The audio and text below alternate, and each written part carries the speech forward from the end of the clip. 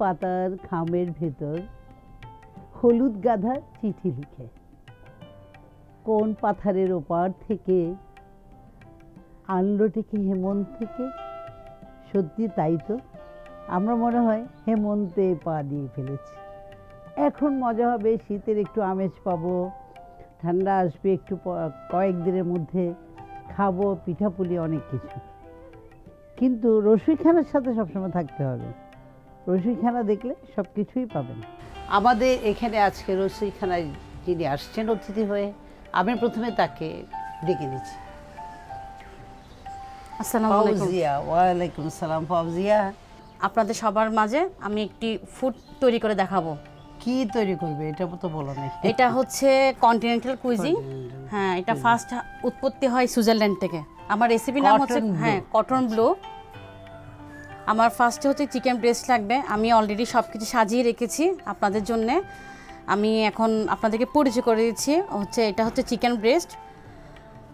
এরপরে হচ্ছে আমার বাকি উপকরণগুলো এখানে আছে। এখানে একটার পর একটা করতে থাকো, তাহলে হয়ে যাবে। তাহলে আমি কাজটা শুরু করি। প্রথমে তুমি ব্রেস্ট নিয়ে যাচ্ছ না, একটা পার্ট? হ্যাঁ, একটা ব্রেস্টের একটা পার্ট, যেটা হচ্ছে আপনার 200 গ্রামের থাকতে হবে।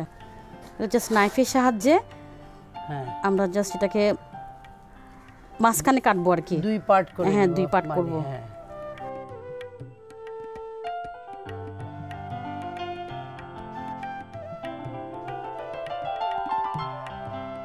বাকিটা আমরা হ্যামারের সাহায্যে একটু জাস্ট তেতলিয়ে নিব। আমার এখন রেপিংটা লাগবে। এখন হচ্ছে গিয়ে আমরা ডিজন মাস্টার্ড এখানে অ্যাড করব। ডিজন মাস্টার্ড দিয়ে স্প্রেড করার পর বাকি সিজনিংগুলো ইউজ করব।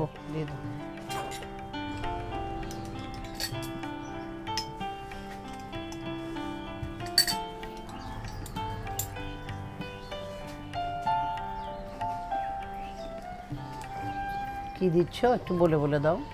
এটা হচ্ছে আমি পেঁয়াজ গুঁড়ো দিয়েছি, রসুন গুঁড়ো দিয়েছি।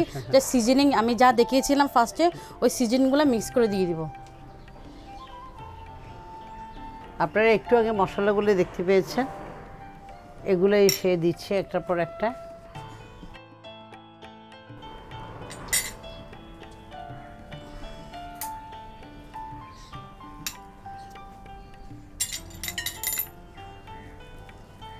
এখন চুলাটা কি জ্বালাবো? হ্যাঁ, চুলাটা জ্বালাবো আমরা। আমার সিজনিং দেওয়া শেষ। আমি যা মশলা দেখিয়েছি সিজনিং ওগুলো জাস্ট এখানে আমি স্প্রেড করে দিয়েছি। এখন হচ্ছে কি আমি চিকেন হ্যামটা ইউজ করব। সসেস যারা করে, হ্যাঁ, ওই ইনগ্রেডিয়েন্টসটাই আমরা ব্যবহার করব। এরপর হচ্ছে কি আমি সিডার চিজটা ইউজ করব, স্লাইস চিজ যেটা।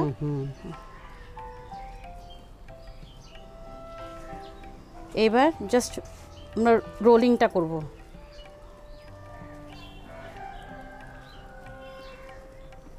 যাতে ভিতরে কোনো বাষ্প না থাকে।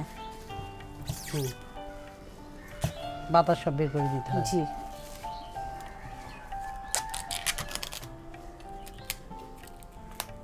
আমরা এগুলো কাছের সাথেও পারি না চিকেন এগুলোতে। হ্যাঁ, আমরা দেখতে পাচ্ছি ও খুব সুন্দর করে রোল হয়ে গেছে। তোমার তেলও কিন্তু ইতিমধ্যে গরম হয়ে গেছে। কটন ব্লুটা আমাদের রেডি। এখন কি করবে? এখন হচ্ছে গিয়ে আমি এটা কোটিং করব। যেখানে আমি একটা ফ্লাওয়ার মিক্স রেডি করেছি। এটা হচ্ছে ফ্লাওয়ার মিক্স, আর হচ্ছে এটা হচ্ছে কি ব্রেড ক্রাম, আর হচ্ছে কি আমি এক ওয়াশের সাহায্যে আমি ব্রেড ক্রামিংটা করব। এটা কিভাবে করেছো একটু বলো। এখানে হচ্ছে গিয়ে আমি 250 গ্রাম আমি মিল্ক দিয়েছি, আর সাথে একটা এগ দিয়েছি। জাস্ট মিল্ক এবং একের সাথে এটা যখন আমরা ফ্রোজেনে রাখবো 10 থেকে 15 মিনিট, তো এটা অনেকটা তো মানে শক্ত হয়ে যায়। তো তখন আমরা জাস্ট এই একটা ইয়ার সাহায্যে নাইফ কিংবা এই জিনিসটা র্যাপিংটা আমরা জাস্ট খুলে ফেলবো। আমি তাও তুমি তো হাত দিয়ে খুলতে পারো। হ্যাঁ, এখন আমি তাও দেখাচ্ছি।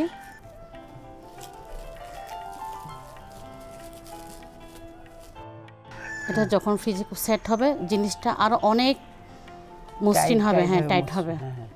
এখানে ফ্লাওয়ার আছে, পাপরিকা আছে, পাপরিকা পাউডার, তারপর হচ্ছে গিয়ে রসুন গুঁড়া, পেঁয়াজ গুঁড়া, আর হচ্ছে গিয়ে সবকিছু একটু একটু দিয়েছো আর কি। হ্যাঁ, কর্নফ্লাওয়ার আছে, সব কিছু নিয়ে জাস্ট আমি একটা তোমরা কি সল্ট ইউজ করো? হ্যাঁ, সল্ট ইউজ করেছি, জাস্ট একটা ফ্লাওয়ার মিক্স করেছি। এরপর হচ্ছে কি আমি এক ওয়াশে দিব।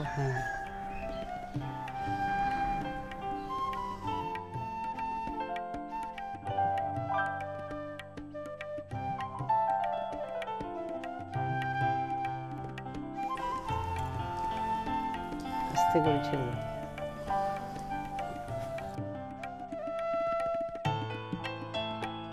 দেখতে পাচ্ছ হয়ে গেছে, তাই না? এটা তাহলে নামিয়ে নাও। এরপর তুমি কি করবা? আমি যেহেতু সবসময় মানে ক্রিপস জিনিসের সাথে আমরা ফ্রাইস খেতে পছন্দ করি, তো ওইটা পাশে দিয়ে একটা দিতে হয়। হ্যাঁ, হয়তো ম্যাশ পটেটো, নয়তো ফ্রেঞ্চ ফ্রাই। তো আমরা আমরা ফ্রেঞ্চ ফ্রাই দিতে পারি।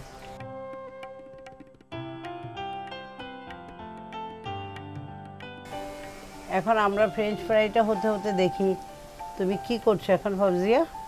এটা হচ্ছে কি আমরা তো প্রথমে ডিপ ফ্রাই নিয়েছিলাম, নেওয়ার পর আমরা এখানে জাস্ট এটা এখন কাটবো মাঝখানে। তুমি সাজিয়ে দাও, আমি তোমাকে হেল্প করছি। তারপরে কি করবে বলো? আমরা সাথে একটা সস রাখতে পারি, এটা হচ্ছে কি গার্লিক সস বা মেয়োনেজ বা কেচাপ, যে যেটা যে যেটা খেতে পছন্দ করে। আমরা মোটামুটি এখন গার্নিশ করে তারপরে আমরা দেখি এটা কি দাঁড়ায়।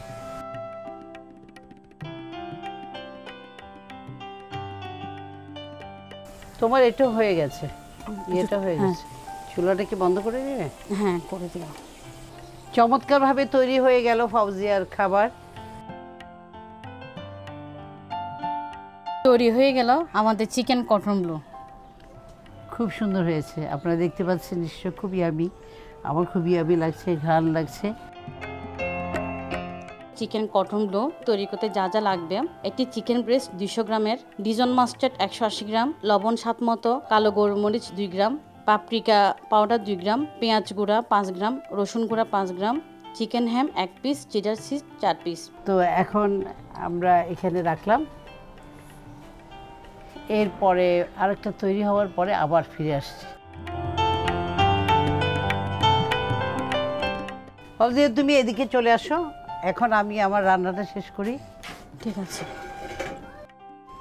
এখন আমি এখানে আমার 3টা মুরগির মোট 6টা আপনারা দেখতে পাচ্ছেন লেগ। এটা ব্রেস্ট দিয়ে করা যায়, কিন্তু আমি লেগ দিয়ে করলাম। লেগটা সবাই পছন্দ করে। দাগ দেওয়া হয়ে গেল। এখন আমাকে একটু লবণ ঠাতে হয়েছিল, একটু চিলি ফ্লেক্স দাও। যেহেতু ভারী, একটু ভারী ইয়েতে দিলাম আমি, কড়াই সসপ্যানে দিলাম। একটু ভারী হলে পুড়ে কম, আস্তে আস্তে জিনিসটা ভালো হয়। এখন আমি অয়েলটা দিয়ে দিচ্ছি।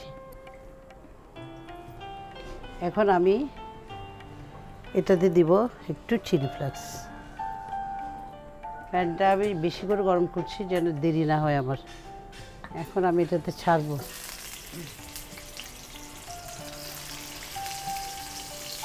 ওভেনে একটু ব্রাউন কালার করেও নামাই নিতে পারি।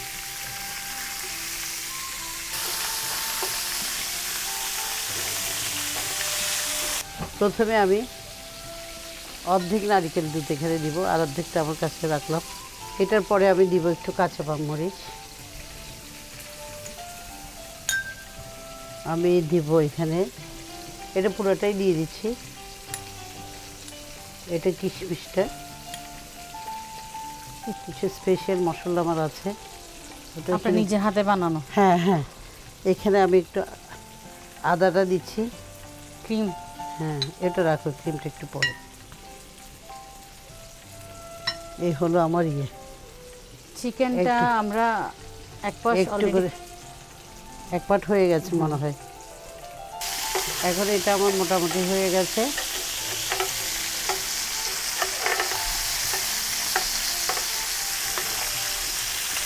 এটা শেষ করা। এখানের মধ্যে আমি এখন একটু দিব, একটু বেরেস্তা দাও। এটা একটু ঘ্রাণটা আসার জন্য বেরেস্তাটা এখানে ভিতর গেলে খুব বেশি একটা ফ্লেভার হবে। এটা আমার হয়ে গেছে। এখন আমি এটাতে নিয়ে দেবো। এটা দেখো এত বেশি সুন্দর ম্যারিনেট হয়ে গেছে। মাঝখানে কেটেছি, খুলে খুলে গেছে একদম। এখন আসলে নিয়ে নিলাম। বাচ্চা মুরগি হলে বেশি মজা। আমার এটা 1 কেজির বেশি ছিল না এগুলা, 1 কেজি থেকে বলতে পারো আর একটু কমই ছিল। এখন আমি এটাতে দিলাম, দুধটা দিয়ে দিই,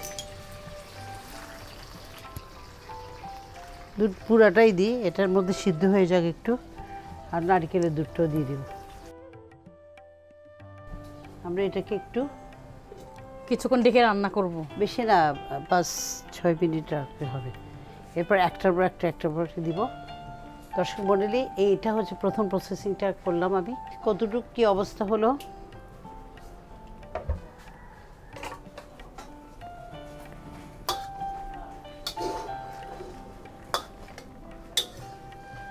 এটা এইভাবে আর একটু হবে। এরপর আমি বাকিটা দিব। এটাতে কিন্তু বেশি পানি টানি দেওয়া যাবে না, তাহলে এটার আসল যে মজাটা ওটা আসবে না। ওইটা আমি বাটিতেই চুবিয়ে রেখেছিলাম। সুন্দর একটা বাটি হয়ে গেছে আমার, সুন্দর শেপ হয়েছে। শেপ হয়েছে।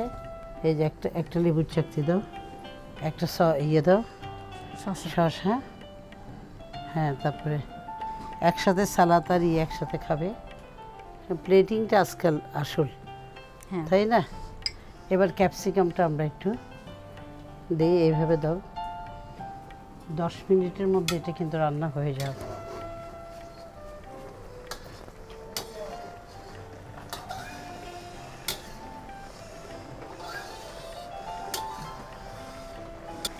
আমার এটা প্রায় হয়ে আসছে।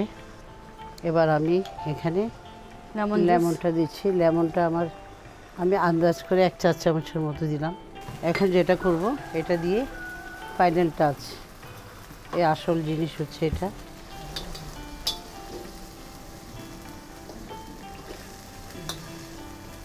আমার এটা প্রায় অলমোস্ট ডান। এখন আমি এগুলো এক জায়গায় নামাই, ওখান থেকে না হয় বেড়ে দেব। আমি এখানে একটু ঝোলের মতো রেখেছি, খেয়াল করেছো? এটা কিন্তু একবারে করা যাবে, একদম টানিয়ে ফেলা যাবে। তো যেহেতু এটা একটু গ্রেভি সহ ঠান্ডা হলে আর একটু টেনে যাবে, তো আপাতত এরকম রাখলাম। কারণ নাহলে এটা দেখো এরকমই থাকবে। হ্যাঁ,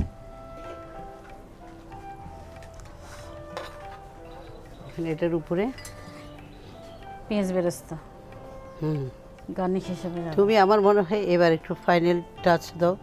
এখন কিন্তু আমি তোমার ফ্ল্যাক্সটা সব দিয়েছি।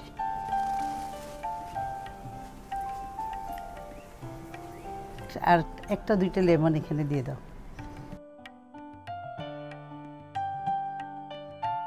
তৈরি হয়ে গেল আমার ক্রিসপি লেমন চিকেন। এখানে স্পাইসি একটু ইউজ করেছি, যেটা পরোটা, রাইস যে কোনো সাথে সার্ভ করা যাবে। Creamy coconut lime chicken.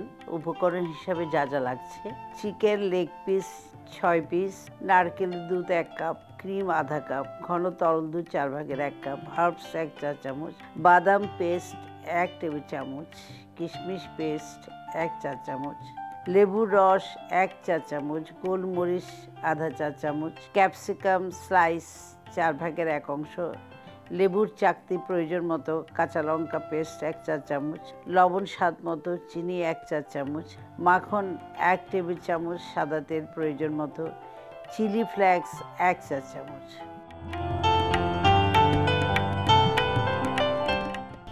আমরা টেবিলে এটা সাজাবো, আমাদের গেস্টও আছে। দুইটা একসাথে দেখেন আপনাদের কেমন লাগছে। দুইটাই আমরা চেষ্টা করেছি আপনাদেরকে কম্বিনেশন রাখার জন্য, বিদেশি খাবার। তো শুধু বিদেশি বললে ভুল হবে, আমাদের দেশীয় কিছু ইনগ্রেডিয়েন্টস এখানে দিয়ে এটাকে আমাদের ফিউশন বাড়ানোর জন্য এটা আমাদের উপযোগী করে নিয়েছি। আমার মনে হয় আমাদের যারা রান্নার জগতে আছেন, শুধু বাইরে চিন্তা করলে বা দেশি চিন্তা করলে হবে না, টিপিক্যাল একটু মানে এক্সচেঞ্জ, যেটা ভারসাম্য থাকে, রান্নার ভারসাম্যটা রেখে বা রান্না করতে পারলে ওটাই হবে সার্থকতা, ওটাই হবে বিশেষ রন্ধন শিল্পীর যোগ্যতা। কি বলো? হ্যাঁ, অবশ্যই। তো আমি অনেক ফাউজিয়াকে অনেক ধন্যবাদ আমাকে এতক্ষণ সাহায্য করার জন্য। আপনাকে অসংখ্য ধন্যবাদ। আশা করি রান্নাগুলো আপনাদের পছন্দ হয়েছে। এখন বিদায়ের পালা। বিদায়ের প্রাক্কালে বলতে হয়, আপনারা আমাদের রান্নাগুলো তৈরি করে নিজেরা খাবেন, বন্ধু বান্ধবদের খাওয়াবেন, পরিবারকে খাওয়াবেন, তাহলে হবে আমাদের সার্থকতা। এই পর্যন্ত আপনারা ভালো থাকুন, নিরাপদ থাকুন। আল্লাহ হাফেজ।